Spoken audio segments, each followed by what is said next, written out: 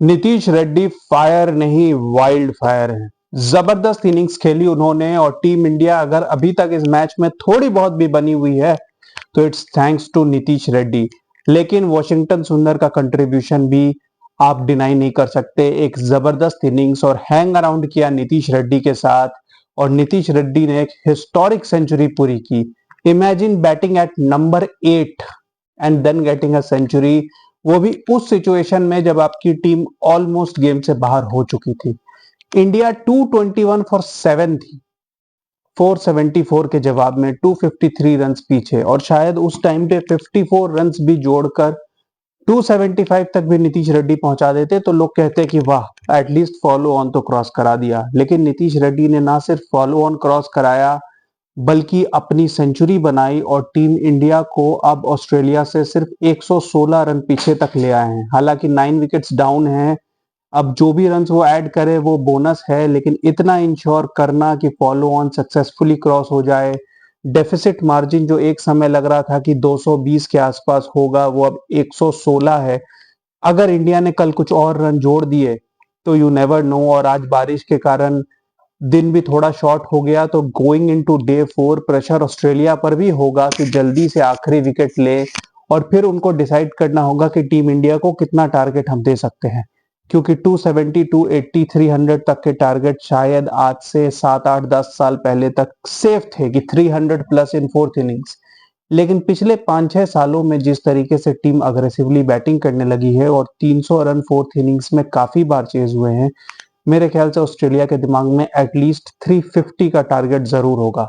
और 350 खेलने का मतलब है कि ऑस्ट्रेलिया को कल टीम इंडिया को आउट करना है और 230 240 रन बनाने हैं। आपको याद हो ब्रिस्बेन टेस्ट में जब ऑस्ट्रेलिया टारगेट सेट करने गई थी तो उनके 89 फॉर 7 हो गए थे तेज खेलने के चक्कर में। अगर लीड 100 रन के आसपास है और ऑस्ट्रेलिया 89 फॉर 7 हो जाएगी तो जीतना तो छोड़िए, ऑस्ट्रेलिया को मैच बचाना मुश्किल हो जाएगा। तो ऑस्ट्रेलिया को कैलकुलेटिव वे में खेल के 240 बनाने होंगे। इसके लिए एटलीस्ट ऑस्ट्रेलिया को 2 सेशन पूरी बैटिंग करनी होगी और इसका मतलब ये रहेगा कि टीम इंडिया के पास कम टाइम रहेगा खुद को डिफेंड करके मैच सेव करने का। अगर इंडिया यहां से मैच सेव करके भी निकल जाती है तो मैं कहूंगा कि इंडिया को मेंटली ऐसा लगेगा कि वो फिर से बच गए हैं। It will be again an escape after Brisbane. लेकिन ये अभी दूर के ख्वाब हैं, आज जो हुआ उसकी बात करते हैं।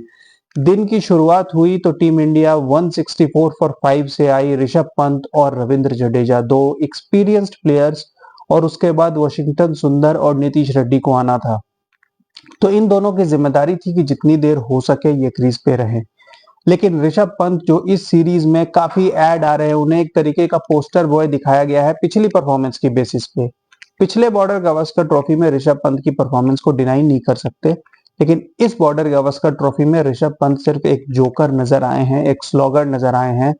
और अगर नीतीश रेड्डी को उनसे नीचे बैटिंग कराया जा रहा है तो मेरे ख्याल से ये नीतीश रेड्डी के साथ सही नहीं है। इनफैक्ट वॉशिंगटन सुंदर को भी ऋषभ पंत से नीचे बैटिंग कराया जा रहा है तो ये भी सही नहीं है। ऋषभ पंत को मेरे ख्याल से नंबर 8 पे आना चाहिए क्योंकि वो डिजर्व नहीं करते हैं नंबर 5 पे। नंबर 5 किसी सेंसिबल बैट्समैन के लिए होता है या गेम चेंजर के लिए, ऋषभ पंत जैसे स्लॉगर के लिए नहीं, जो इस पूरी सीरीज में सिर्फ वो एडवर्टीजमेंट ऑसी की तैसी कर दूंगा, मैं ये कर दूंगा। 27 लाख में बिक ही चुके हैं आईपीएल में तो पैसों की तो कोई कमी है नहीं, इंडियन टीम में रहे ना रहे पैसे तो मिल ही रहे हैं। तो ऋषभ पंत का मोटिवेशन अब खत्म हो चुका है। ऋषभ पंत को ऐसा लगता है कि मैं आऊंगा और चौके छक्के मारूंगा, मैं तो एंटरटेनर हूँ। कुछ उसी किस्म की बेवकूफी की शॉट खेल के वो आउट हुए और बिल्कुल सही किया सुनील गावस्कर ने कि कमेंट्री में कहा कि ही इज स्टूपिड, और मेरे ख्याल से he is actually very stupid. आखिरी टेस्ट में अगर मैं रहता तो ध्रुव जुरैल टीम में आता। टीम मैनेजमेंट ने इस बार बिल्कुल दो डिसीजंस बिल्कुल ठीक किए। एक, उन्होंने वॉशिंगटन सुंदर को टीम में लाया जो मेरे ख्याल से जरूर रहने चाहिए प्लेइंग 11 में हर मैच में। और जो दूसरा बड़ा चेंज था वो था नीतीश रेड्डी और शुभमन गिल के बीच में डिसाइड करना था। और यहां पर मेरे ख्याल से मैनेजमेंट ने बिल्कुल ठीक किया कि शुभमन गिल को बाहर किया। अगर आपको याद हो तो इस टेस्ट मैच के एक दिन पहले मेरी वीडियो है, आपको मेरे चैनल पे मिल जाएगी, और उसमें मैंने यही कहा था कि शुभमन गिल आएंगे भी तो वो 2 3 अट्रैक्टिव बाउंड्रीज बनाएंगे, लेकिन वो 20 30 रन से ऊपर नहीं बनाएंगे क्योंकि उनका कैरियर एवरेज ही कुछ 35 का है 30 टेस्ट मैचेस के बाद। यशस्वी जायसवाल उनसे आधे टेस्ट मैचेस में उनके बराबर टेस्ट रन्स बना चुके हैं। तो शुभमन गिल के अंदर जो भी टैलेंट वैलेंट हो, लेकिन as a performer he is a failure. तो मेरे ख्याल से शुभमन गिल को बाहर करके वॉशिंगटन सुंदर को जो खिलाया गया है वो बिल्कुल सही किया गया है, क्योंकि रन वाइज भी वॉशिंगटन सुंदर बेटर परफॉर्म करते हैं। उनका टेस्ट एवरेज कुछ 47-48 का है, और कई बार वो टेल के साथ खेलने की वजह से और बड़ी इनिंग्स नहीं खेल पाए। एनीवेज, उनके आउट होने के बाद रविंद्र जडेजा कुछ देर तक टिके रहे। वो कोशिश कर रहे थे टिकने की, एटलीस्ट एक ऑनेस्ट एफर्ट तो दिख ही रहा था। बाद में वो नेथन लायन की एक स्ट्रेट डिलीवरी मिस कर गए और 221 फॉर 7 हो गया। वहां से नीतीश रेड्डी का साथ देने आए वॉशिंगटन सुंदर, और इन दोनों ने मिलकर एक जबरदस्त पार्टनरशिप की। 221 पे उनका टारगेट ये था कि हम लास्ट बैटिंग पेयर हैं, क्योंकि उनके बाद बुमराह और सिराज थे, और वहां से उनका सबसे पहला एम था, या मैं कहूं उस वक्त इकलौता एम था, कि किसी तरह फॉलो ऑन तो क्रॉस कराना ही है। क्योंकि ऑस्ट्रेलिया जिस माइंडसेट से खेल रही थी, मेरे ख्याल से वो फॉलो ऑन इनफोर्स कर देती, और जिस बैटिंग फॉर्म में टीम इंडिया चल रही है, शायद अगर फॉलो ऑन होता तो वो इनिंग से भी हार सकते थे। लेकिन वहां से एक 127 रनों की पार्टनरशिप, और ये पार्टनरशिप कोई ऐसी क्विक फायर नहीं थी कि सिर्फ तेज खेल रहे हैं।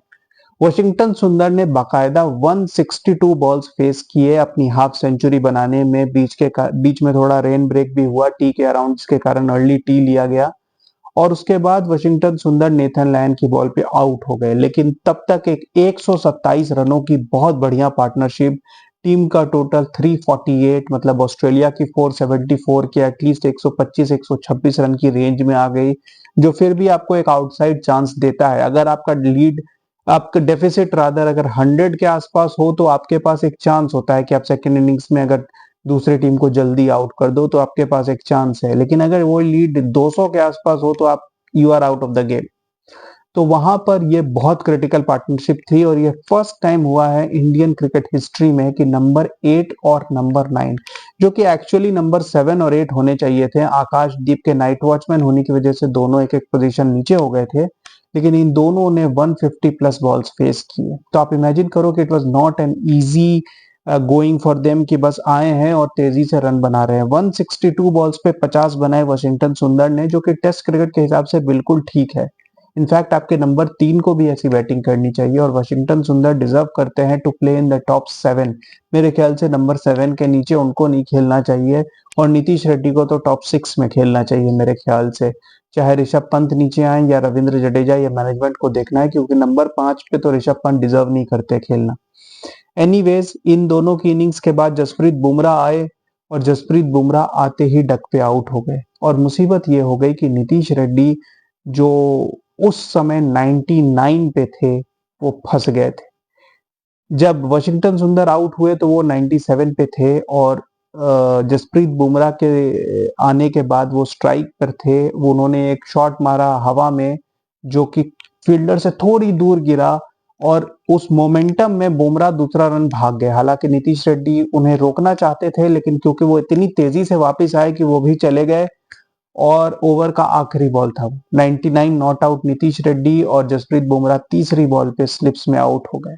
और नीतीश रेड्डी ये सोच रहे थे, और नीतीश रेड्डी के फादर भी जो आए हुए थे वो भी यही सोच रहे थे कि कहीं ऐसा ना हो, अनफॉर्चुनेटली जैसे जायसवाल 82 पे रन आउट हो गए, नीतीश रेड्डी 99 पे स्ट्रैंडेड ना रह जाए। लेकिन वहां पे सिराज ने जबरदस्त बैटिंग की, और 3 बॉल डिफेंड किए, जो शायद मेरे ख्याल से नीतीश रेड्डी और उनके फादर के साथ साथ पूरा इंडिया चाह रहा था। वो 3 बॉल डिफेंड किए, और अगले ओवर में नीतीश रेड्डी ने एक शानदार बाउंड्री मारी और एक 100 पूरा किया। एमसीजी में 80,000 ऑडियंस के सामने जो 100 पूरा किया, उनके फादर काफी इमोशनल हो गए। लेकिन ये इनिंग्स सीरीज के हिसाब से बहुत क्रिटिकल थी, और इस इनिंग्स के बाद टीम इंडिया में एक जान आई है, एक चांस बना है।